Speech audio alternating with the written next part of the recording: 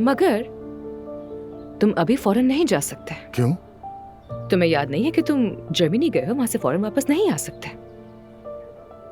तो फिर शाम तक चला जाऊंगा मैं। यानी हमारे पास अभी थोड़ा और वक्त है।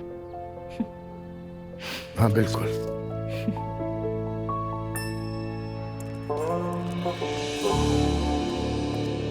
रमीज, नूर, तुम कुछ हुआ है क्या? हाँ, अच्छी खबर नहीं है रमीज, असलान की सास का इंतकाल हो गया है। अफसोस हुआ। क्या मैं कुछ कर सकता हूँ? नहीं थैंक यू, लेकिन मुझे वहाँ जाना है। मैं तुमसे डिनर के बारे में पूछने वाली थी। हाँ, तो तुम वहाँ नहीं आ सकोगी।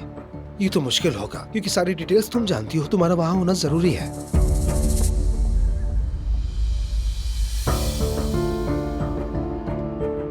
ऐसा करते हैं, अगर कुछ हुआ तो मैं वहाँ होते हुए 5 मिनट के लिए तुम्हें कॉल कर लूंगा।